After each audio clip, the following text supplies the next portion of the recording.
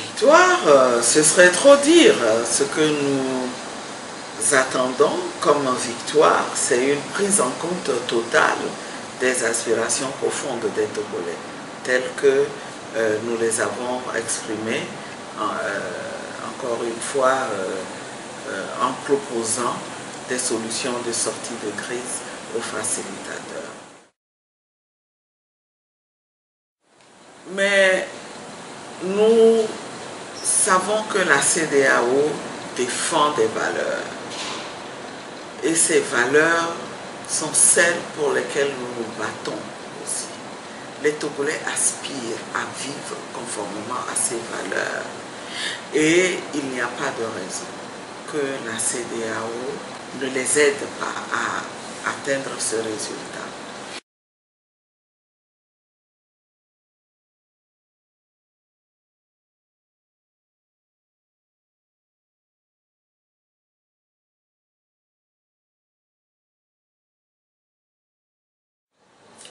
Je ne sais pas ce qu'il veut dire par là.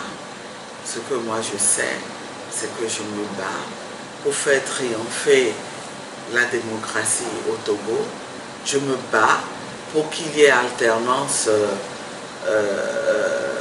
et qu'on mette fin à un régime cinquantenaire et que lui, un jeune, de surcroît un juriste, qui a eu un parcours brillant, je l'ai eu comme étudiant, il faut le reconnaître, ça m'étonne. Ça m'étonne vraiment qu'avec ce parcours, il puisse soutenir ce régime cinquantenaire que le peuple combat. Et moi, tout ce que je sais, c'est que je me battrai de toutes mes forces aux côtés du peuple, et je sais que c'est le peuple qui aura raison. Alors, le reste, ce n'est que s'il peut se satisfaire de faire de la politique, on verra à quoi la politique va le mener.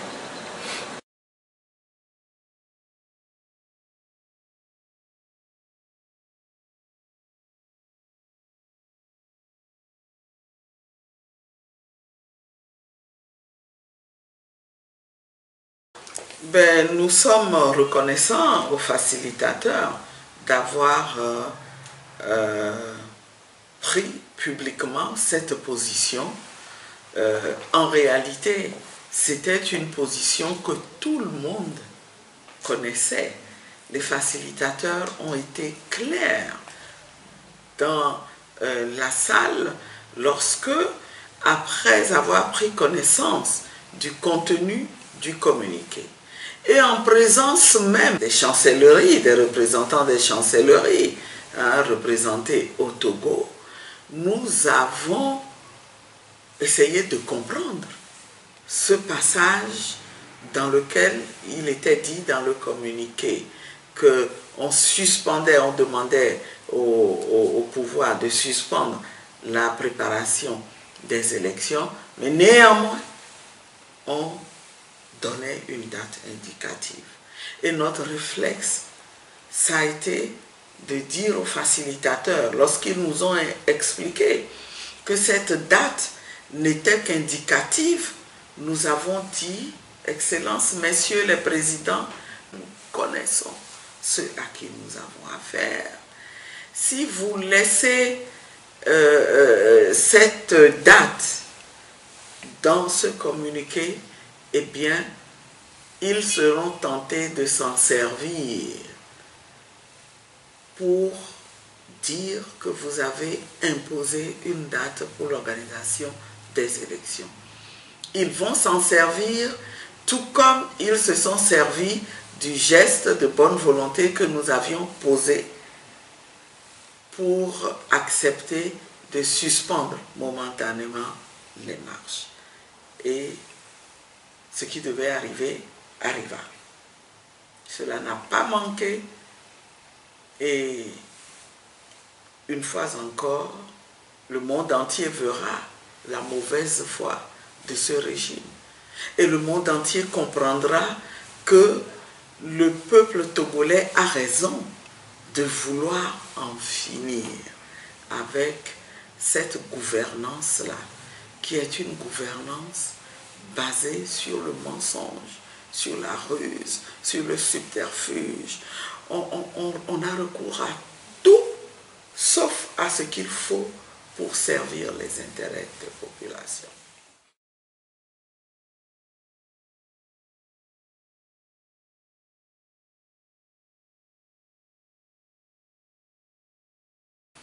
Il ne nous appartient pas de prendre contact avec le gouvernement. Je pense qu'il appartient au régime de savoir ce qu'il fait des recommandations de la CEDEAO. La CEDEAO a demandé qu'on libère les prisonniers que nous considérons comme étant des prisonniers politiques. Et d'ailleurs, c'est dans cette logique-là que la CEDEAO a demandé de les libérer.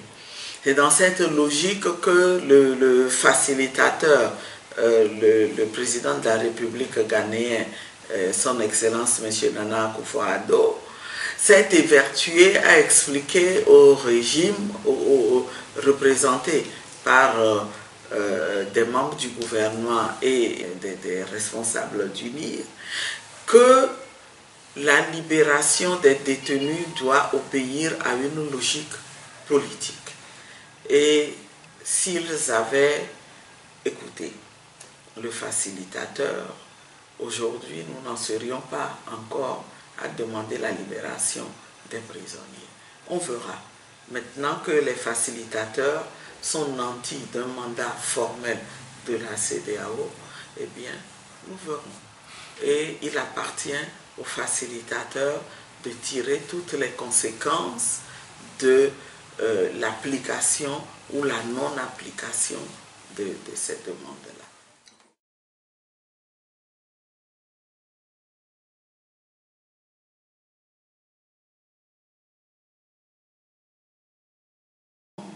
Nous allons observer d'abord la CEDEAO. C'est la CEDEAO qui a demandé qu'on les libère. Nous allons observer la réaction de la CEDEAO et nous en tirerons toutes les conséquences, nous aussi.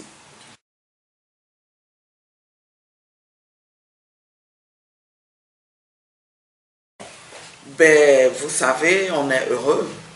On est heureux d'avoir récupéré, et je le dis, c'est la première fois depuis que cette impossibilité de manifester s'est imposée à nous.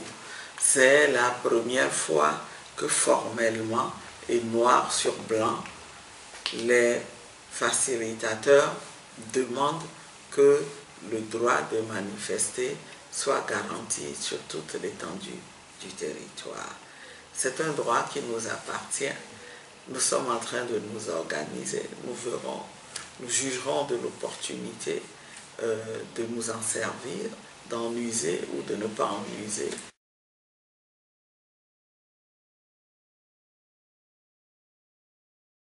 Je trouve que ces menaces sont irresponsables. Je trouve que M. Trimois est particulièrement violent dans ses prises de position, parce que ce ne sera pas la première fois qu'il aura réagi de la sorte. On l'a déjà entendu appeler, mettre au défi déjà l'opposition sur des médias internationaux, la mettre au défi d'utiliser les armes pour en finir avec le régime. C'est dommage encore une fois pour un jeune qui devrait prendre conscience de ce qu'il a son avenir à vivre et ne pas prendre ces risques inconsidérés pour un régime dont la fin est certaine. Ce qu'il fait n'engage que lui. S'il croit nous faire peur, nous n'en font pas du tout peur et nous déciderons en toute liberté d'aller manifester dans ces trois villes ou de ne pas le faire.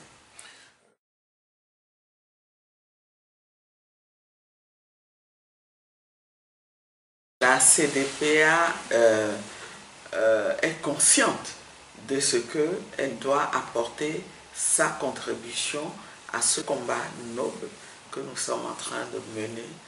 Et notre parti, de toute façon, a toujours eu pour devise le Togo d'abord.